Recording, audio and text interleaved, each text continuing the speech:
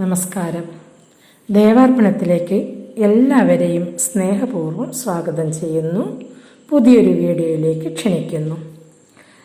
കർക്കിടക മാസ രാമായണ മാസം ആരംഭിച്ചുവല്ലേ. പുണ്യദിനങ്ങളുടെ കർക്കിടക മാസം, അതായത് രാമായണത്തിൻ്റെ പുണ്യം നിറച്ച കർക്കിടകം. എല്ലാവർക്കും ഭക്തിയുടെയും പരിശുദ്ധിയുടെയും വിശ്വാസത്തിൻ്റെയും നന്മയുടെയും പുണ്യം നിറഞ്ഞ രാമായണ മാസം.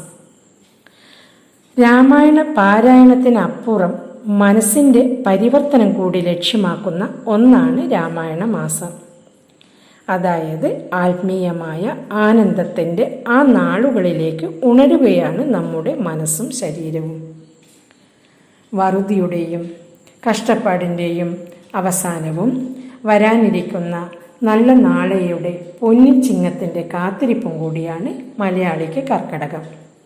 ചേട്ടയെ പുറത്തു തള്ളി ശീബോധിയെ അകത്തളങ്ങളിൽ കുടിയിരുത്തി ഉത്തമ പുരുഷൻ ശ്രീരാമചന്ദ്രൻ്റെ നീതിബോധവും ധർമ്മവും നന്മയും പാരായണം ചെയ്ത് ആത്മശുദ്ധി വരുത്താനൊരുങ്ങുകയാണ് നമ്മളെല്ലാവരും. പകൽ നിദ്ര കൊള്ളുന്ന ദേവകളും മനുഷ്യരോടൊപ്പം സന്ധ്യയിൽ രാമായണ പാരായണം നടത്തുന്ന എന്ന വിശ്വാസത്താൽ കർക്കിടക സന്ധ്യകളെ ദേവസന്ധ്യ എന്നും പറയുന്നു. കാലത്ത് കുളി കഴിഞ്ഞ് ശുദ്ധിയോടുകൂടി ചന്ദനമോ ഭസ്മക്കുറിയോ തൊട്ട് അഷ്ടദ്രവ്യങ്ങൾ താലത്തിലൊരുക്കി 11 പേരടങ്ങുന്ന, അതായത് ആരൊക്കെയാണെന്ന് വെച്ചാൽ ഗണപതി, ബ്രഹ്മാവ്, നാരദൻ, വസിഷ്ഠ മഹർഷി, മഹാദേവൻ, ശ്രീരാമ ലക്ഷ്മണന്മാർ, സീത, ഹനുമാൻ, ഭരതശത്രുഘ്നന്മാർ, ഇവരാണ് ഈ 11 പേർ. ശ്രീരാമ പട്ടാഭിഷേക ചിത്രത്തിന് മുന്നിൽ 7 തിരിയിട്ട നിലവിളക്കിൽ നെയ്യൊഴിച്ച് തെളിയിച്ച് പീഠത്തിൽ പുണ്യഗ്രന്ഥം വെച്ച് തൊട്ട് നമസ്കരിച്ച് ഗണപതി വന്ദനം ചെയ്തും വേണം പാരായണം തുടങ്ങേണ്ടത്.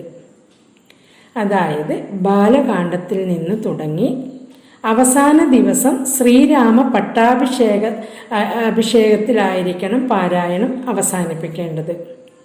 ശോകമോ കലഹങ്ങളോ വിരഹമോ വരുന്നിടത്ത് പാരായണം നിർത്താൻ പാടില്ല.